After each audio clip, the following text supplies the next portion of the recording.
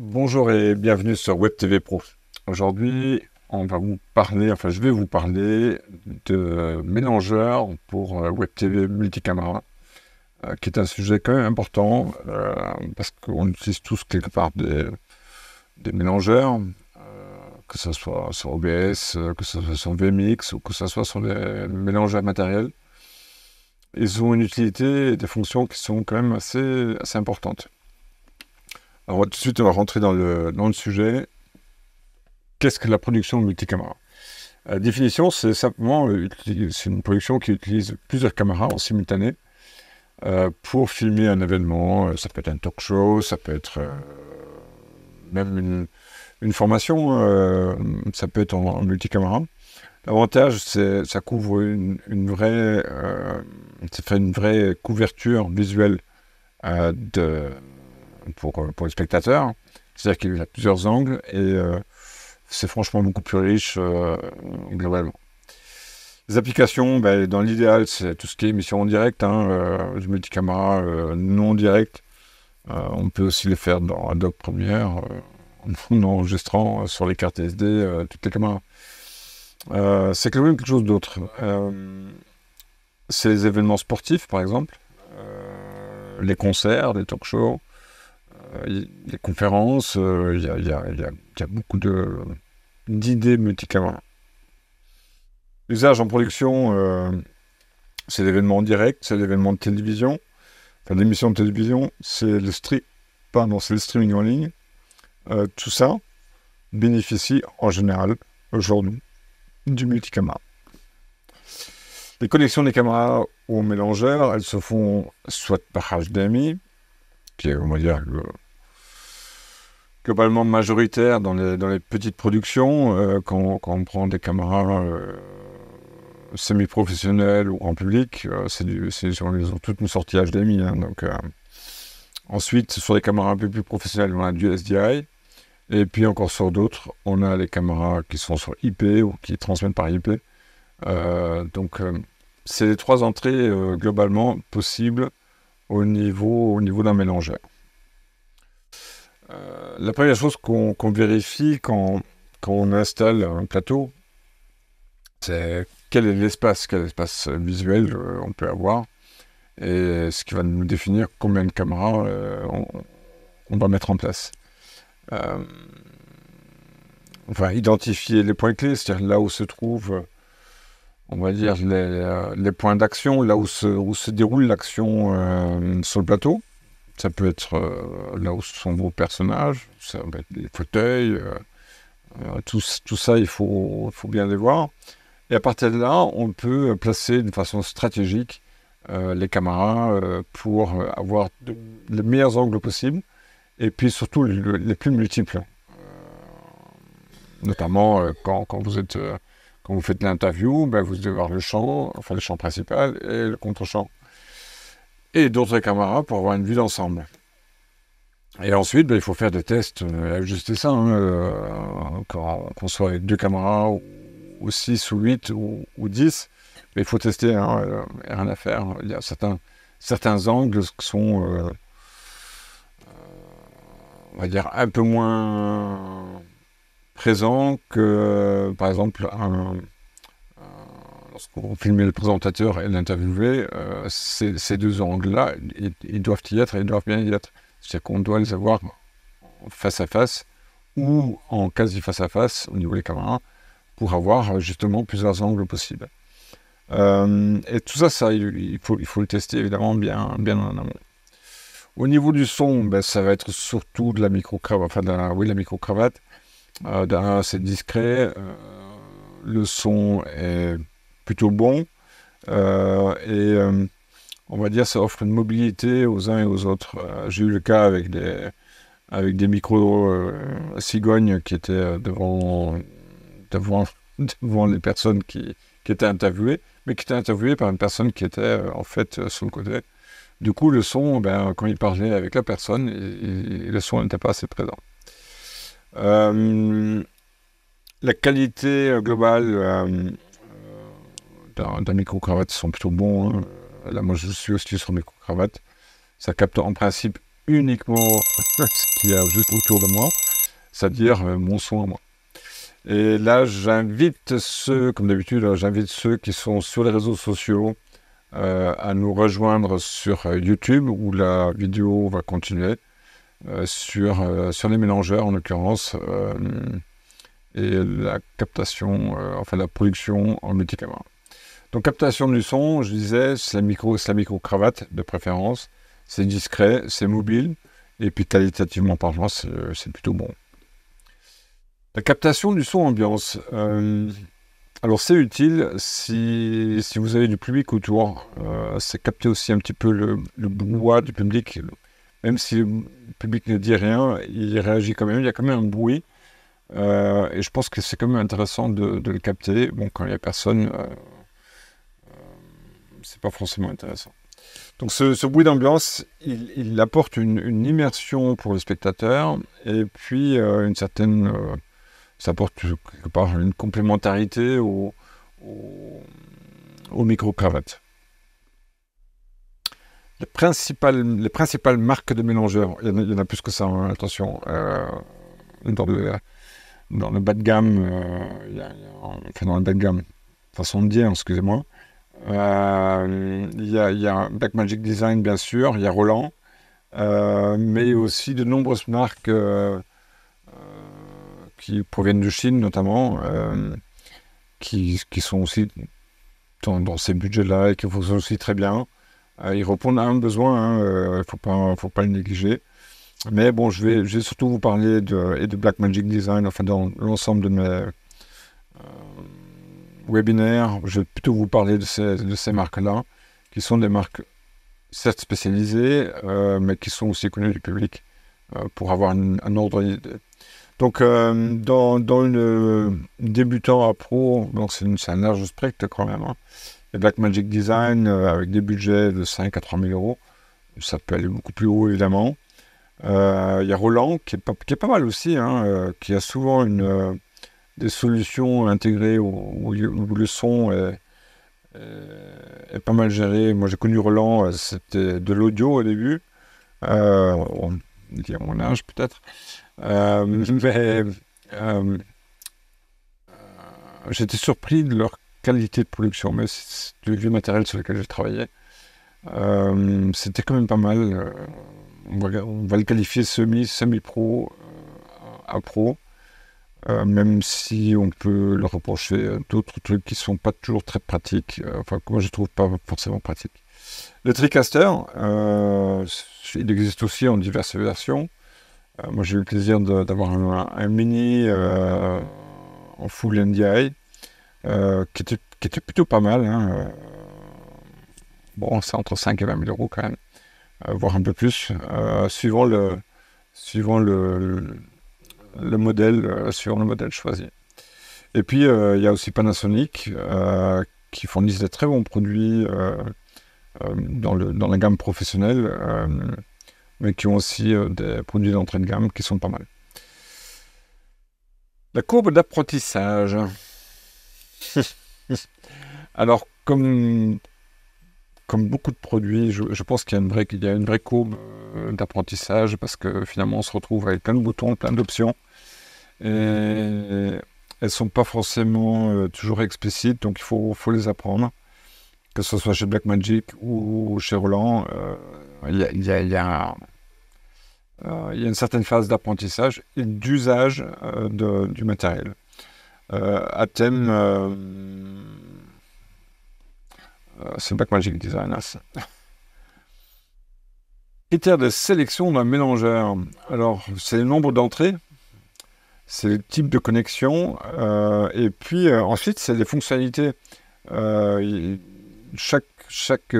il y a des fonctionnalités de base qui sont assez connues, mais il y a d'autres fonctionnalités qu'on ne voit pas forcément, ou qui ne sont pas forcément bien documentées, qu'il faut aussi découvrir. Donc, il y a comment dire, quand vous faites une sélection, faites déjà vos critères de base. Le budget, on est souvent un. Mais surtout, bon, il faut qu'il ait toutes les fonctionnalités, c'est-à-dire les bons points d'entrée.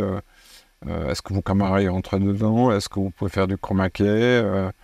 Enfin, est-ce qu'il permet de rentrer en IP, par exemple? Ce qui induit qu'il est peut-être aussi, comment dire, on peut aussi peut-être travailler à distance. Et puis, excusez-moi, le budget est un critère quand même. Il faut compter pour avoir les premiers bons mélangeurs, vous devez compter dans les 5 à 10 000 euros. En dessous, c'est pas de la camelote, hein, loin de là. Je ne me permettrai pas, mais vous avez vraiment un panel d'options avec des mélangeurs qui sont dans cette gamme-là, entre 5 et 10 000 euros. L'importance de la résolution. Il y a 3-4 ans, j'aurais dit 1080p, pas de souci, c'est standard, on y va. Aujourd'hui, j'aurais tendance à dire, et je pense avec les réseaux sociaux, c'est particulièrement valable, la 4K, même si on ne diffuse pas forcément sur la 4K quand vous faites un direct, surtout si vous avez une bande passante qui est pas terrible. Mais la 4K, elle offre beaucoup d'autres résolutions en dessous. C'est aussi bien vers la Full HD, mais surtout, vous pouvez filmer comme ça, ou comme ça, en format landscape. Les deux sont possibles, et sur certains mélangeurs, vous pouvez avoir aussi bien une sortie à la verticale qu'une sortie à l'horizontale, ce qui évite de trop bouger les caméras. Donc, et puis la 4K, c'est quand même, ça reste l'avenir. Ça reste l'avenir, même si elle est déjà présente aujourd'hui. Sur le salon, vous voyez du 4K, du 8K. Mais en sortie, aujourd'hui, la plupart font de la 4K localement. Et si vous faites du streaming, vous êtes en 1080 la plupart du temps, mais vous pouvez aussi filmer en 4K, évidemment.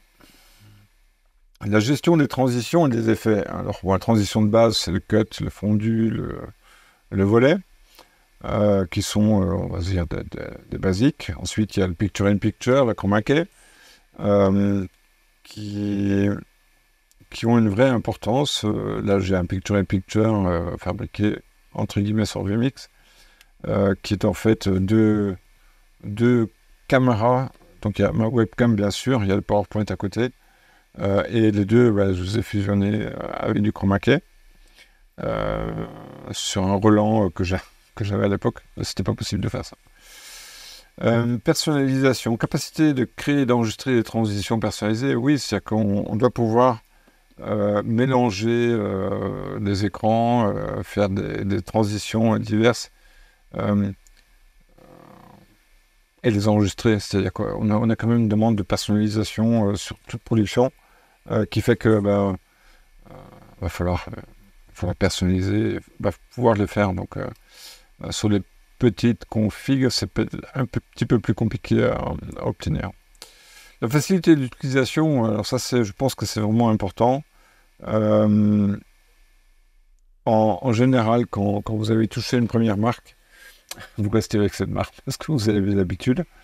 Et vous savez où se situent en fait les réglages pour répondre à votre besoin. Donc la facilité d'utilisation, tout mélangeur est compliqué de base, parce qu'il y a de multiples boutons, des multiples options, des fonctions, etc. Donc il y a une courbe d'apprentissage à faire, mais bon, plus c'est intuitif, mieux c'est. Les capacités de streaming intégrées, bon, aujourd'hui, les derniers... moi j'ai un vieux Blackmagic Design, un studio HD, il n'y avait pas de streaming dedans, donc il fallait avoir un appareil en plus, ce qui était un petit peu moyen. Donc il faut qu'ils aient des capacités de streaming. Et ça, vous avez quasiment tous aujourd'hui. Dans les moyennes gammes, vous l'avez certainement dans la haute gamme aussi. Et puis dans dans le grand public, vous en avez aussi des options. Elles ne sont pas forcément toujours très pratiques. Donc à regarder franchement de près quand vous passez votre commande. Si toutes ces options-là sont également présentes. Le streaming en fait partie. Hein. Aujourd'hui, ne pas faire de streaming, ça serait une bêtise. La qualité doit être ajustable si on veut faire du streaming, c'est-à-dire, comment dire, vous devez pouvoir vous adapter à votre bande passante. Les considérations pour le monitoring, alors ça c'est vachement important.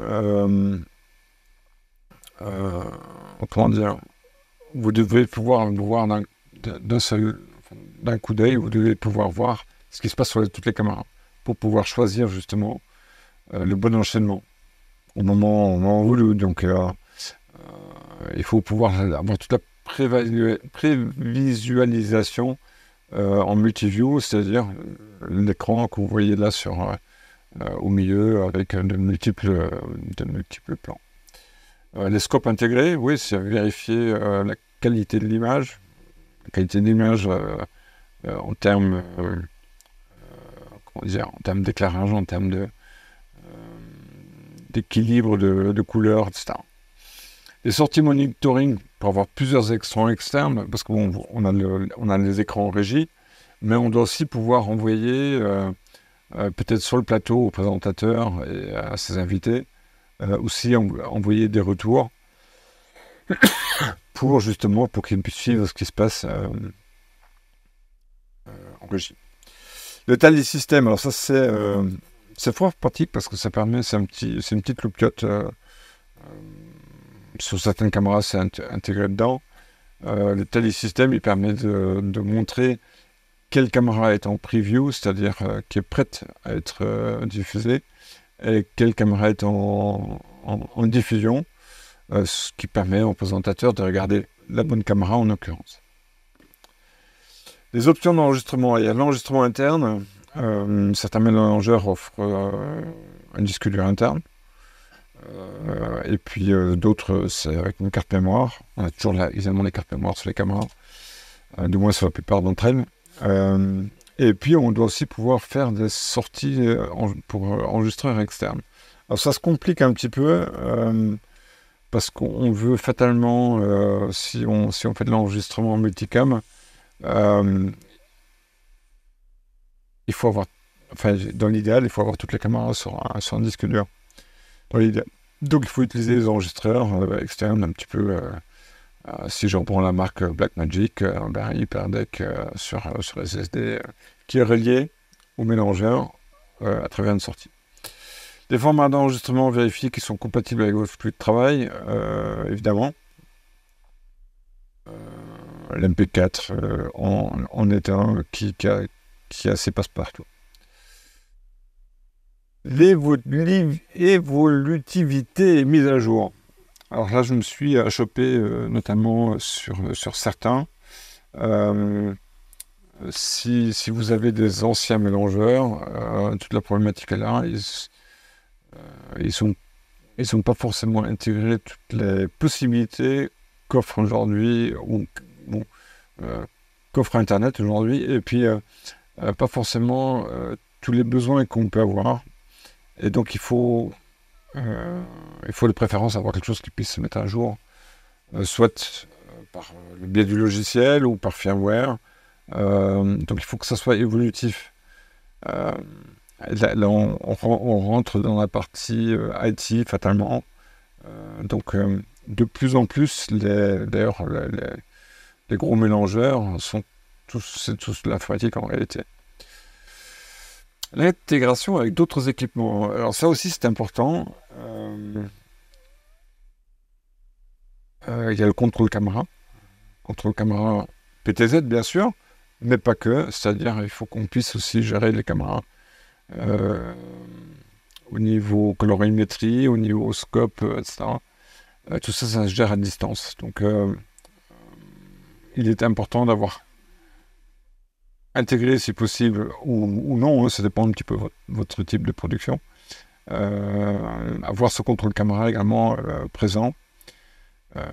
Il faut qu'il y ait une compatibilité avec les tables de mixage audio. externe pour un contrôle plus fin. C'est-à-dire qu'il faut pouvoir relier en fait la table de mixage audio avec la partie vidéo. Une connectivité réseau, alors ça c'est, je pense, réellement important. Je pense que c'est un petit peu la base. Enfin, ça devrait être la base. Et chez beaucoup de constructeurs, c'est l'est. C'est l'IP. Pas d'IP, pas de contrôle. Enfin, pas de contrôle à distance. Certains, dans les entrées de gamme, on a souvent un contrôle par USB, ce qui n'est pas optimisé, alors qu'il est préférable de l'avoir en réseau, ce qui laisse beaucoup plus de marge pour d'autres personnes qui veulent travailler également sur le mélangeur ou rentrent dans votre équipe, hein, l'ingénieur son, bref, d'autres personnes. Et puis avoir des sorties auxiliaires pour envoyer sur d'autres moniteurs, c'est ce que je vous ai expliqué avec les enregistreurs. Généralement, c'est les aux qu'on utilise pour envoyer sur les moniteurs et les enregistreurs externes. Formation et support. Ça a été un de mes critères. Moi, on m'avait poussé à l'époque sur du Blackmagic. Je suis allé franchement reculant parce qu'il y avait quelque chose qui me chafouinait, à savoir que comment dire, Blackmagic a une considération très propriétaire, ce que j'aimais pas du tout, ce qui est le cas aussi d'ailleurs chez d'autres. Il faut vous renseigner sur YouTube si vous trouvez des tutos sur tel ou tel mélangeur. Allez-y gaiement parce que en fait, vous verrez un petit peu dans l'usage ce que ça peut être. Et puis vous verrez aussi si correspond bien à vos attentes à vous. Hein. Bon, généralement, il y a un support technique chez tous les constructeurs et qui est aussi une communauté d'utilisateurs. Ça me paraît important. Les considérations de budget. L'entrée de gamme se situe généralement à peu près entre 500 et 1500 euros. Alors, 8 entrées, je n'ai pas encore vu à 1500 euros. Il y a peut-être un, mais je ne crois pas trop. Et je pense que l'entrée de gamme, c'est 4 caméras en général. C'est déjà pas mal. Hein. Pour les petits plateaux, c'est amplement suffisant. Après, on monte sur du milieu de gamme qui est situé là entre 1500 et 5000. Oui, c'est plus d'entrées. C'est plus de 4 entrées. Et puis, les options comme l'intégration d'IP ou l'intégration d'ordinateur dans le flux de travail ou le flux de caméra. Parce qu'il faut savoir que la sortie d'ordinateur, la sortie HDMI de votre ordinateur est différente d'une sortie HDMI classique. Et puis le haut de gamme, oui, là vous êtes à 5000, ouais, 5000 et plus, très facilement. Hein, là vous avez la 4K, vous avez des multiples entrées, du streaming avancé, enfin il y a beaucoup de... je dirais dans le bas de gamme du haut de gamme, il y a déjà pas mal de possibilités. Et puis dans le très haut de gamme, vous exposez, si je peux me permettre, vous exposez votre budget. Si vous êtes une petite entreprise, c'est pas la peine. Il y a peut-être d'autres solutions pour les petites entreprises. Conclusion, faire le bon choix. Donc c'est vraiment bien évaluer vos besoins. Regardez, listez ce que vous estimez. Moi, je peux vous dire ce que vous aurez besoin. Comparez les options. Chaque modèle est différent. Hein. Vous prenez la gamme Blackmagic Design, vous en avez, je crois, le premier c'est à 300 euros, quelque chose comme ça. Donc Peanuts. Et puis le haut de gamme, vous savez, sur un Blackmagic, je crois que c'est la TM Extreme ou un truc comme ça, vous montez tout de suite en prix, bien en prix. Donc il faut comparer un petit peu ça, et puis oui, pensez long terme. Normalement, un mélangeur matériel, il doit vous tenir quand même quelques années. Au vu du prix, ça me paraît normal. Mais surtout, il il faut que vos besoins ne soient pas limités par la mélangeur. C'est ça que je veux dire, de moins dans le temps. C'est qu'on sait très bien que quand vous faites la production multicam, quand vous commencez, vous avez certaines habitudes. Et puis au fil du temps, vos clients peuvent être plus exigeants, ou vous-même vous pouvez être plus exigeant, et vous allez avoir d'autres demandes qui vont évoluer parce que vous avez découvert une autre méthode de travail, et puis vous avez envie de faire ça. Hein. Donc il faut penser à ce long terme. Sur ça, moi, je peux vous accompagner. Ça fait partie, on va dire, un petit peu de mon métier de consultant. Voilà, c'était tout pour les mélangeurs, du moins dans cette première approche. Faire du multicam, c'est vraiment quelque chose de passionnant, c'est très dynamique, et ça offre beaucoup de possibilités si vous prenez le bon mélangeur. Voilà ce qu'il y avait à dire. On a passé quand même 25 minutes sur les mélangeurs. Je vous dis à très bientôt, et puis n'hésitez pas à regarder, il y a d'autres vidéos sur Web TV Pro, notamment sur les mélangeurs. Je vais en faire un autre sur les mélangeurs, notamment les mélangeurs qui sont capables de faire de l'IP, c'est-à-dire qui acceptent de la vidéo sur IP, ce qui est quand même aujourd'hui, même si c'est émergent, ça a quand même bien avancé, et ça offre innombrables avantages, quelques contraintes aussi, mais d'innombrables avantages de passer en mode IP. Voilà, ça sera tout pour aujourd'hui. À très vite. Merci d'avoir visionné ce webinaire sur Web TV Pro. J'espère que vous avez trouvé le contenu enrichissant et qu'il a apporté des réponses à vos questions sur l'audiovisuel professionnel. Mais ce n'est que le début. Pour aller encore plus loin et adapter ces connaissances à vos besoins spécifiques, je vous propose une véritable immersion avec un séminaire personnalisé, directement dans vos locaux. Que ce soit sous forme d'atelier pratique ou de conférence, je suis à votre disposition pour approfondir les sujets abordés, répondre à vos questions spécifiques et vous accompagner dans vos projets audiovisuels. Contactez-moi dès maintenant pour organiser cette session sur mesure et garantir une transition sereine vers le monde de l'audiovisuel. À très bientôt.